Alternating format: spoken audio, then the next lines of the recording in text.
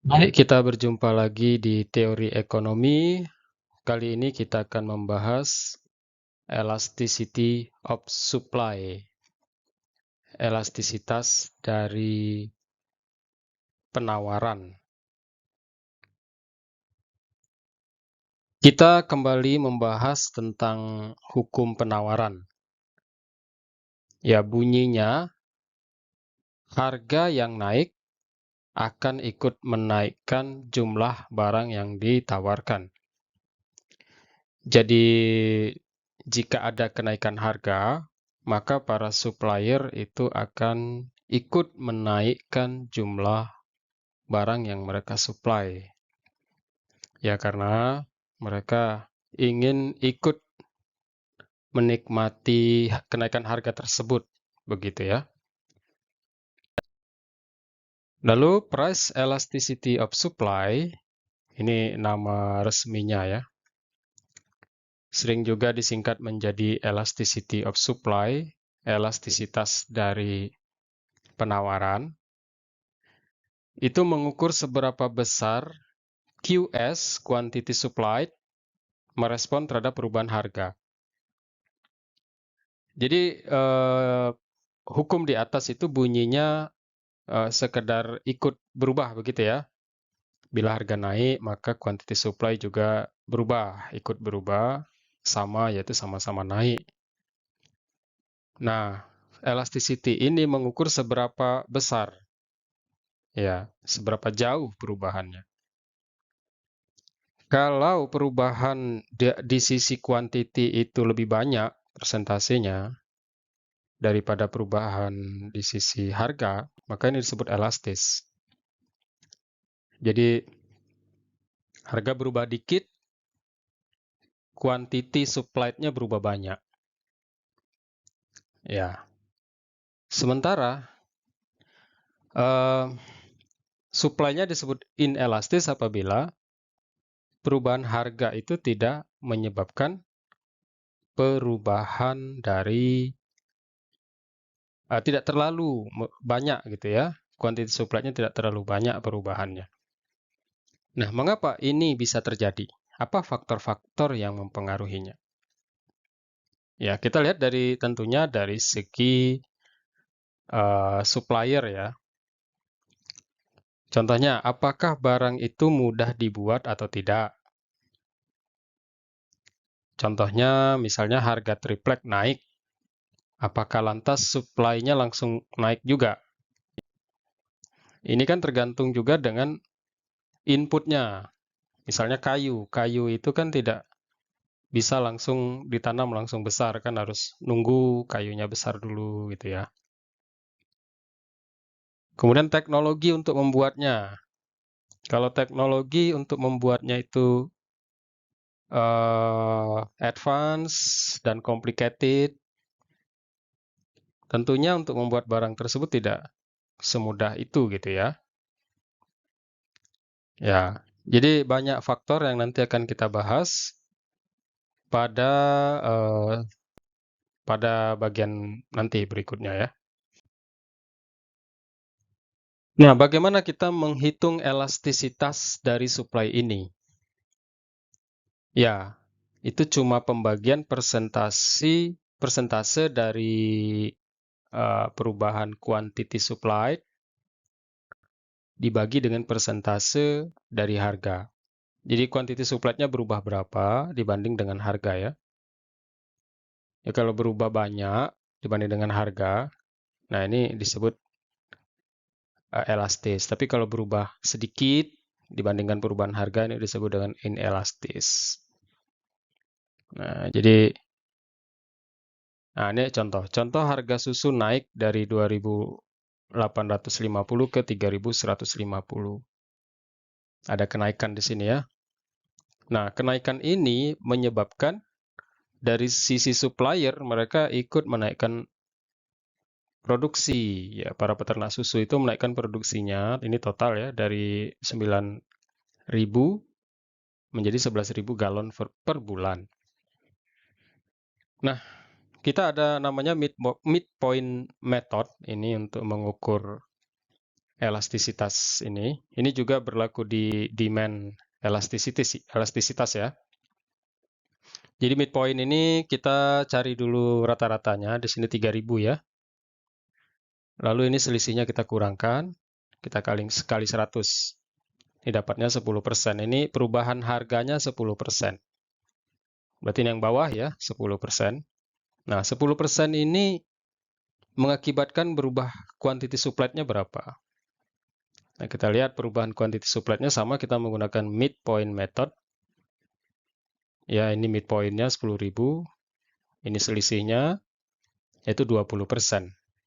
Nah, sehingga perubahan harga ini 20% dibagi 10 untuk menghitung price elasticity-nya. Nah, ini mendapatkan angka 2. Nah, angka 2 ini artinya harga berubah satu kali, itu quantity demand-nya berubah 2 kali. Jadi atau quantity demanded-nya, quantity supplied-nya itu 2 kali. Ini cukup responsif ya, cukup elastis begitu ya. Kemungkinan barang ini, nah ini susu, ini mudah untuk dinaikkan produksinya. Ya. Kenapa ini susu bisa dinaikkan produksinya? Barangkali ada mungkin yang belum dimaksimalkan produksinya ya. Ya, yang belum dimaksimalkan, sehingga dimaksimalkan menjadi naik produksinya begitu ya.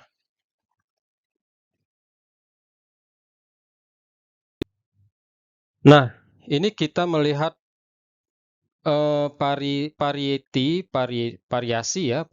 dari supply curves, dari kurva penawaran. Ya, kemarin kalau dia itu berdiri, ini kan kemarin ada tips ya. Kalau berdiri itu dia mirip inelastis, berarti tidak elastis itu. Ini tidak elastis. Jadi mau berapapun harganya, quantity supply-nya tidak berubah ya. Tetap begitu, mau berapapun harganya, quantity supply-nya memang seperti itu. Gitu. Ya tidak peduli berapapun harga, quantity supply tetap seperti itu gitu. Nah, kalau ini perfectly elastis. Ya, jadi dia sedikit aja berubah di harga, itu langsung mengakibatkan perubahan sangat banyak di quantity yang disuplai ya. Naik dikit aja, langsung nih para supplier menaikkan produksinya gitu. Kalau ini inelastis, dia cenderung berdiri ya. Cenderung berdiri, hampir mirip dengan yang tegak ini. Jadi perubahan harga yang banyak, perubahan harga itu tidak kuantitinya tidak terlalu berubah banyak. Gitu ya. Harga berubah, kuantitinya berubah dikit aja. Quantity supplied. Jadi ada kenaikan harga itu tidak serta-merta para produsen itu menaikkan kuantitinya dalam jumlah besar. Mereka cuma naikkan sedikit aja. Ini mungkin karena keterbatasan teknologi atau keterbatasan input ya, seperti sumber daya alam ini biasa terbatas ya. Bahan baku dari alam ini terbatas karena perlu proses. Ya, atau mungkin para entrepreneur-nya takut mengambil resiko, tidak terlalu berani mengambil resiko dalam bidang ini. Jadi dia bersifat inelastis untuk produk ini ya. Nah, kalau ini elastik supply-nya. Jadi garis supply itu tetap seperti ini, miring ya. Jadi kalau di sini dikatakan berdiri, itu sebenarnya dia agak miring gitu ya. Tapi kenapa dia terkesan berdiri ini saking miring tegak gitu sehingga dia kelihatan tegak. Nah, ini sebenarnya bukan tidak seperti itu juga. Ini saking dia elastisnya, dia sampai kelihatan kayak lurus gitu ya. Ya. Nah, jadi supply itu garisnya seperti ini.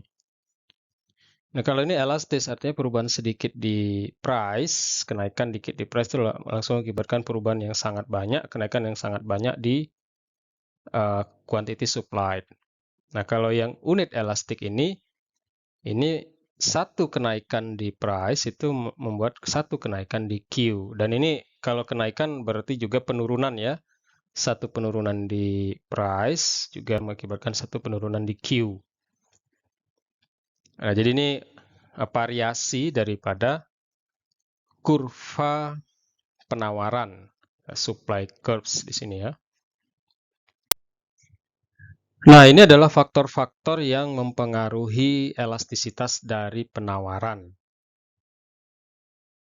Pertama adalah availability of inputs, tersedianya input.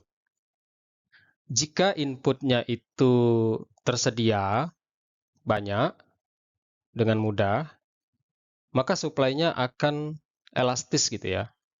Jadi begitu ada kenaikan harga, maka para produsen itu mudah untuk membuat barang menaikkan produksinya karena inputnya tersedia, mudah ditemukan.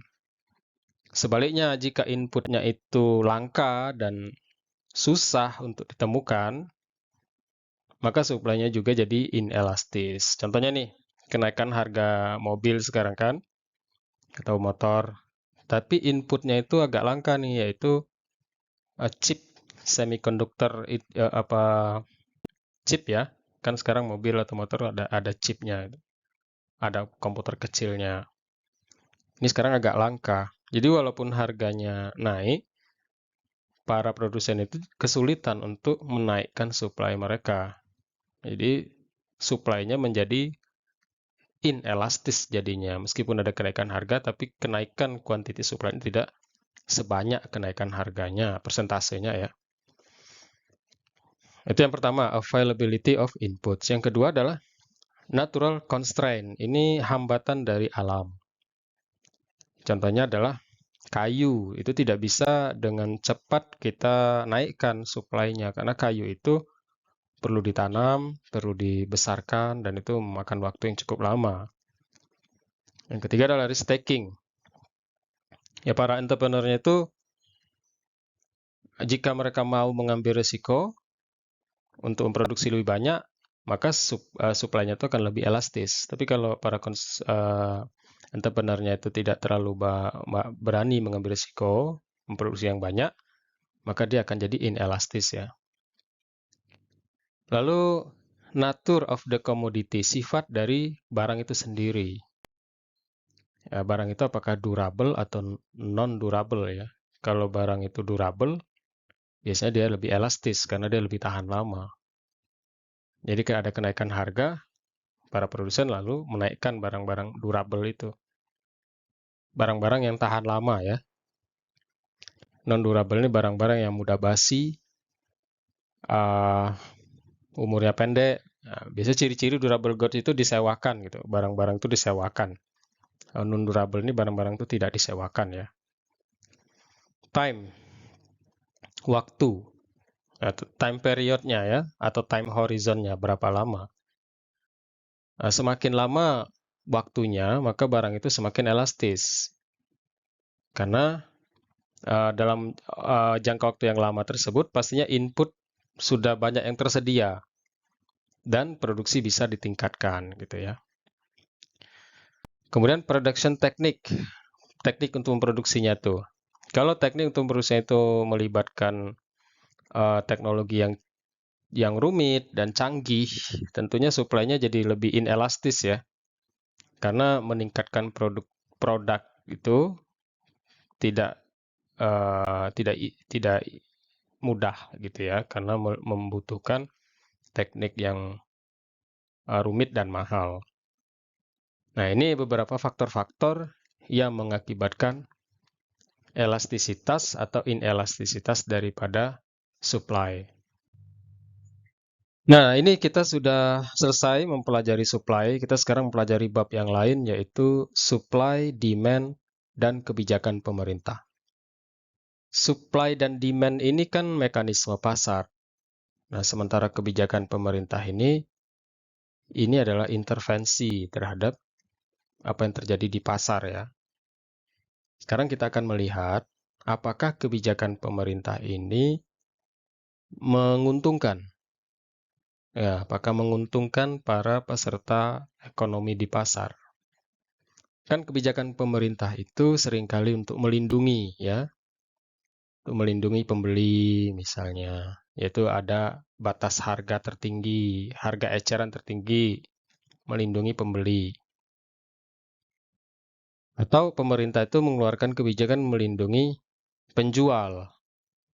Misalnya dalam tenaga kerja, yang menjual tenaga kerja itu ada namanya upah minimum ya, UMR, upah minimum regional atau UMK, upah minimum kabupaten kota. Melindungi para penjual. Dalam hal ini adalah penjual tenaga kerja ya, karyawan. Tidak ada batasan. Jadi kita akan membahas di sini bagaimana kebijakan pemerintah ini mempengaruhi supply and demand. Apakah kebijakan pemerintah ini memang bijak begitu ya, atau malah tidak bijak? Nah, kita akan bahas. Pemerintah ini kan mereka itu ingin ada pemerataan dalam ekonomi. Begitu ya, pemerataan dalam tanda kutip. Supaya tidak terjadi, ini normatif. Nah, ini sudah pernyataan normatif. Di sini kita tidak bicara normatif ya. Kita akan berbicara secara positif, yaitu berdasarkan sains. Apakah kebijakan pemerintah yang berdasarkan normatif ini benar-benar bijak atau tidak? Ya, nanti ada dua yang akan kita bahas, yaitu kontrol harga, yaitu dengan harga eceran tertinggi dan upah minimum. Lalu ada pajak. Nah, ini pajak yaitu untuk membatasi ya, bisa membatasi konsumsi atau meningkatkan pendapatan daripada pemerintah itu sendiri, mengenakan pajak kepada pembeli atau mengenakan pajak kepada penjual. Nanti akan kita bahas bagaimana efek-efek atau dampak dari kebijakan pemerintah ini terhadap keseimbangan supply and demand.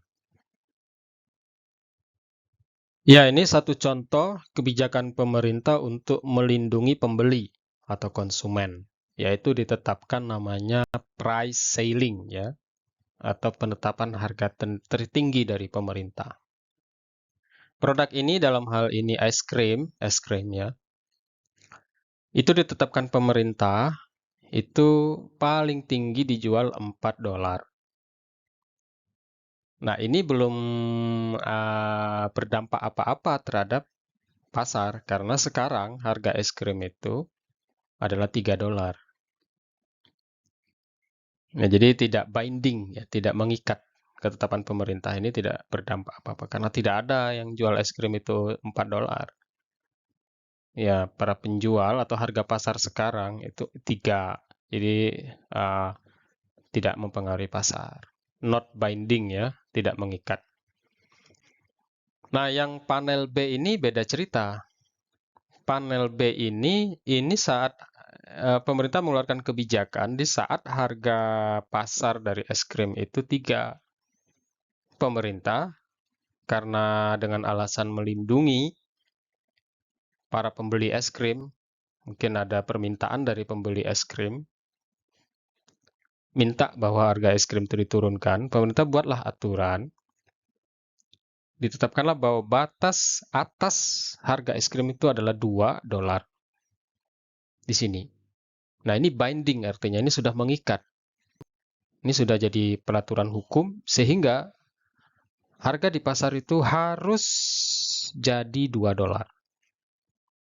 Apa yang terjadi? Apakah kebijakan ini bijak? Ya, kita lihat bahwa dengan diturunkan harga ini, yang disuplai oleh supplier itu jadi berkurang ya. Mereka cuma mau mensuplai 75 es krim sekarang. Ya, yang awalnya lebih besar ya pada saat harga. Mereka tentunya mengurangi supply-nya kan, karena harga sekarang turun. Mungkin turunnya supply ini diakibatkan ada beberapa penjual es krim yang tutup ya, karena tidak bisa menanggung kerugian gitu ya. Nah lalu sementara karena harga ini turun, permintaan terhadap es krim naik, yaitu 125 es krim. Sementara yang disediakan oleh para supplier, karena ada beberapa yang tutup ya, karena biaya produksinya sudah lewat dari ini. Nanti kita akan ada pembahasan tentang biaya produksi ya di sini.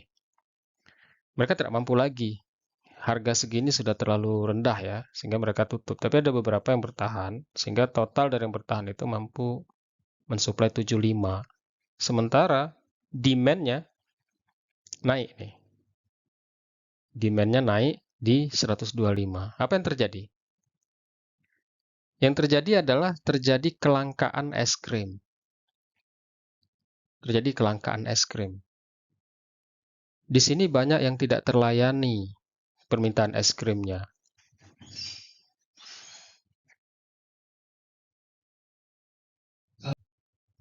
Nah, ini studi kasus di SPBU, antrian di SPBU.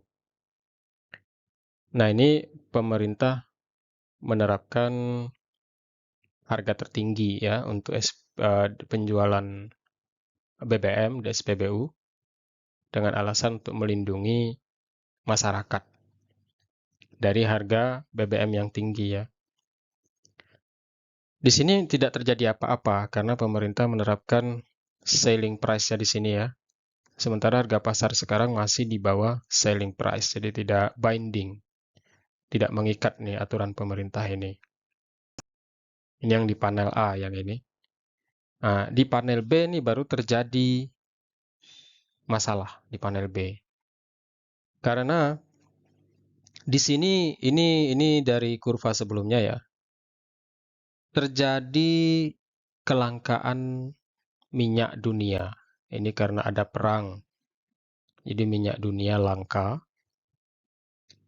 yang mengakibatkan supply dari minyak itu jadi berkurang. Ini kita lihat supply-nya bergeser ya. Dari sini ke sini supply-nya berkurang. Nah, ketika supply berkurang ini di sini menyentuhlah garis. Di sini ada harga yang seharusnya di sini dengan equilibrium baru. Tetapi karena ada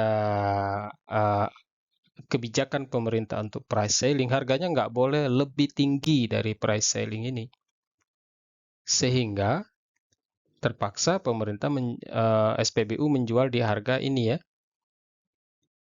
SPBU cuma bisa mensuplai di QS ini, sebanyak ini. Sementara yang miring ke sini adalah demand. Masyarakat menginginkan di titik ini ya, lebih besar dari yang disuplai. Nah, di sini terjadi kelangkaan BBM. Apa akibatnya? Di sini akan terjadi antrian ya. Antrian di SPBU berjam-jam gitu karena masyarakat yang ingin BBM itu lebih banyak daripada dan banyak yang nggak kebagian BBM. Nah, akibatnya apa? Akibatnya banyak waktu dari masyarakat itu tersita. Nah, ini nanti lebih parah lagi di mana akan ada pilih kasih ya. Mungkin yang kulitnya putih dapat BBM, yang nggak kulitnya hitam nggak boleh dapat BBM. Akan ada diskriminasi gitu ya. Yang agama tertentu dapat, yang enggak, yang kaya dapat gitu ya. Yang bisa nyogok dapat gitu. Mungkin ada pangkat jabatan dapat, orang-orang kecil nggak dapat. Jadi ini terjadi kerusuhan di sini ya. Karena yang disuplai lebih dikit daripada yang diminta. Nah, itu akibatnya. Coba kalau pemerintah membiarkan tanpa ada price selling ini, maka dia akan terjadi di sini. Jadi yang disuplai sama yang diminta masyarakat tuh pas. Pas dia, tidak ada namanya kelangkaan, pas di sini. Memang harganya lebih tinggi. Tetapi kan orang-orang yang merasa nggak mampu beli ya dia nggak beli gitu ya. Mungkin dia pakai alternatif lain, mungkin pakai kendaraan umum atau pakai sepeda atau tinggal lebih dekat ke tempat kerja. Dia tidak pakai kendaraan dulu. Nah, itu lebih bermanfaat. Yaitu orang tidak habis waktunya ngantri di BBM, apalagi di sini terjadi diskriminasi ya, ada pilih kasih dan lain sebagainya. Karena banyak orang yang kebagian di sini. Karena supply-nya lebih sedikit daripada demand-nya. Ini terjadi akibat adanya price ceiling dari pemerintah. Nah, ini adalah kebijakan price floor. Price floor ini kebijakan dari pemerintah, yaitu aturan untuk harga terendah, ya, atau harga minimum. Ya, biasanya ini diterapkan pada upah minimum, ya. Ini harga sekarang itu masih lebih tinggi daripada harga minimum tetapkan pemerintah, ya, yaitu harganya 3, masih lebih tinggi. Jadi ini belum terjadi apa-apa di panel A ini masih not binding ya. Aturan ini masih belum mengikat. Nah, baru terjadi masalah ketika harga di pasar itu 3, sementara pemerintah mengatakan harganya itu paling rendah itu 4. Ya. Jadi ini pemerintah, para pedagang harus mengikuti aturan ini. Harga itu paling rendah 4, gitu ya. Tidak boleh 3. Pembeli dan pedagang harus 4 harganya. Nggak boleh 3. Akibatnya apa? Akibatnya di sini kita lihat dari sisi demand itu 80. Ya, karena harganya naik, yang membutuhkan itu sedikit ya, berkurang. Sementara supply karena harganya naik, mensuplai lebih banyak. Jadi ada selisih nih, demand-nya 80, supply-nya 120. Sehingga apa yang terjadi? Ini banyak barang yang nggak laku. Barang dari supplier ini banyak yang nggak laku. Banyak yang nggak terjual ya. Yang diminta masyarakat 80, sementara yang disuplai adalah 120. Nah, yang terjadi surplus di sini. Nah, sekarang kita lihat studi kasus di price floor tadi, yaitu di UMK ya, upah minimum kota, atau di tempat lain namanya UMR, upah minimum regional. Itu juga price floor. Nah, di sini kita lihat bahwa keseimbangan itu adalah gajinya itu segini ya. Menurut pasar equilibrium itu gajinya segini dan jumlah para angkatan kerja itu segini. Di sini semua orang bekerja. Semua orang bekerja, yang ditawar para pekerja menawarkan sekian orang, gajinya segini. Semua bekerja dengan gaji segini ya. Lalu tiba-tiba pemerintah, karena mungkin ada tuntutan dari para pekerja, minta kenaikan gaji supaya kesejahteraan mereka meningkat. Nah, ini sudah artinya normatif ya. Normatif, mungkin juga ada pendapat ahli mengatakan bahwa dengan menaikkan gaji daripada pekerja, upah mereka dinaikkan, dibuat aturannya, maka kesejahteraan karyawan akan meningkat. Apakah benar demikian?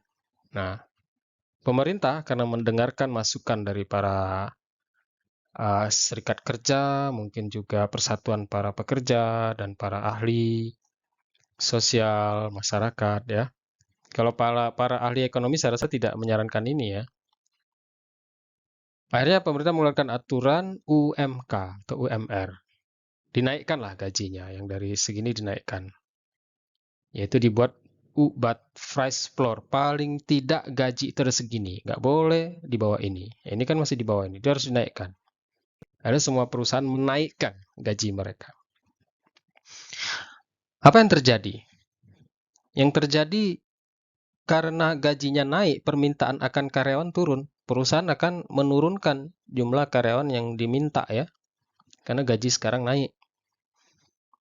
Mereka harus berhemat juga, jadi efisiensi, menurunkan jumlah permintaan mereka. Belum lagi mungkin beberapa perusahaan lain angkat kaki ya, karena nggak sanggup membayar gaji setinggi ini, mungkin kenaikan ini, sudah biaya mereka sudah tidak tercover ya.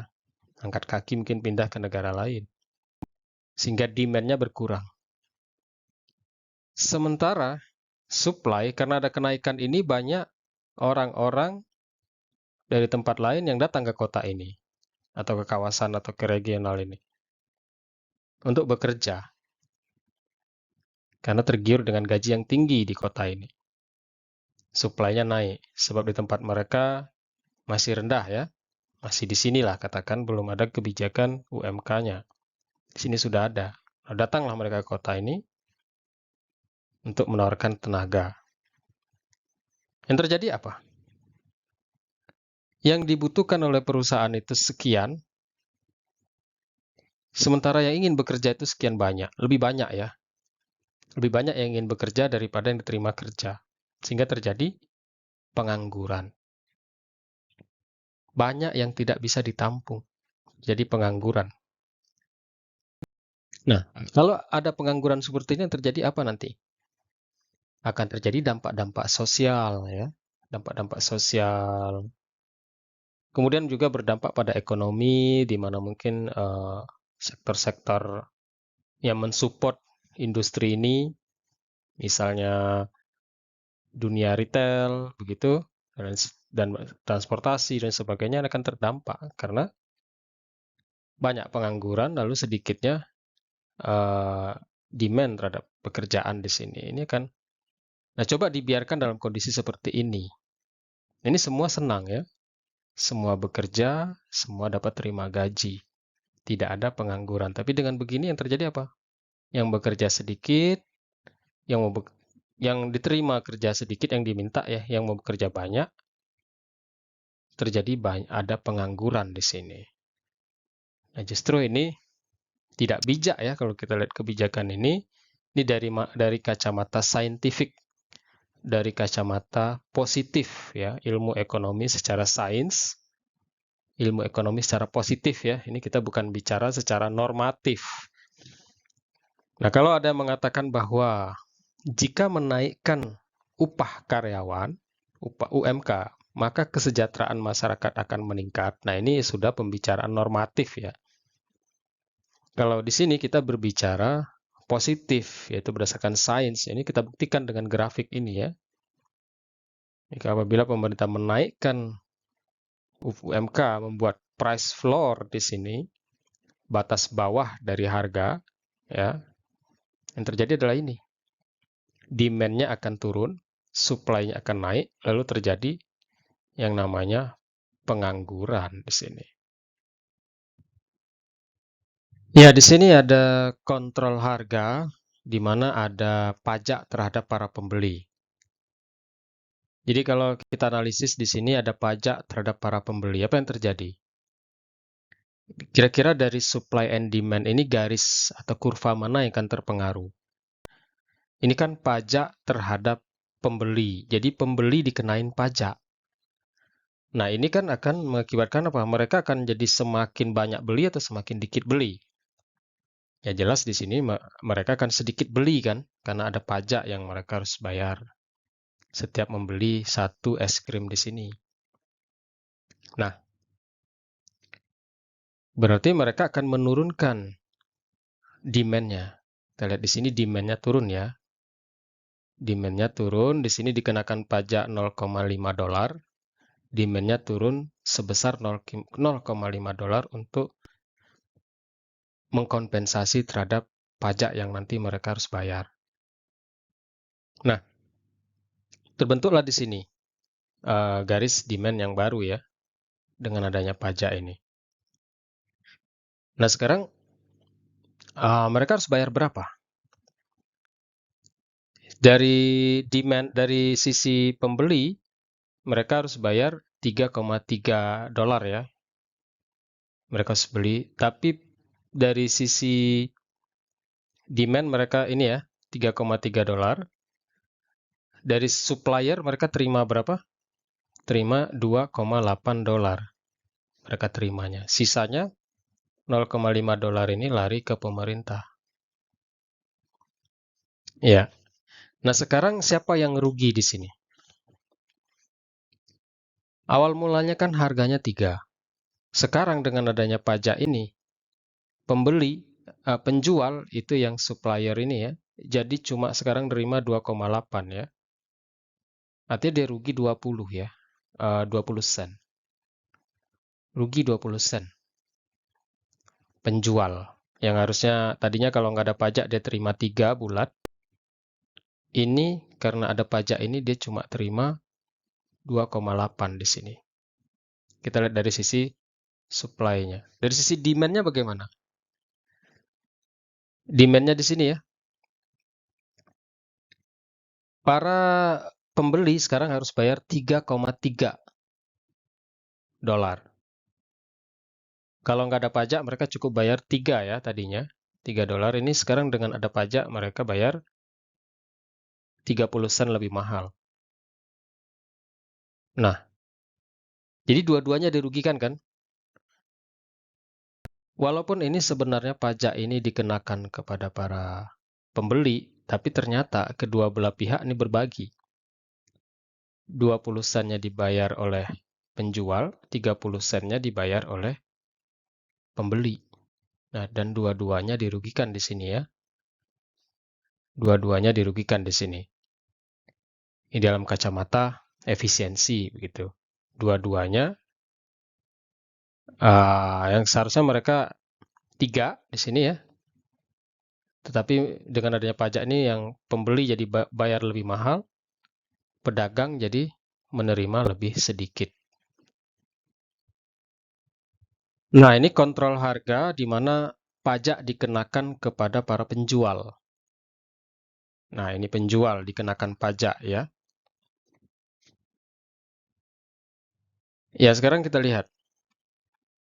Penjual dikenakan pajak. Awal mulanya mereka mensuplai segini. Ya, ini kan tentunya ini sisi supply ya, sisi penjual yang kena pengaruh. Karena adanya pajak ini, maka ini terjadi pergeseran supply jadi lebih sedikit. Supply-nya jadi lebih sedikit ya, geser ke kiri ya. Ini supply-nya geser jadinya ke kiri. Sebanyak berapa gesernya? Gesernya adalah sebanyak 0,50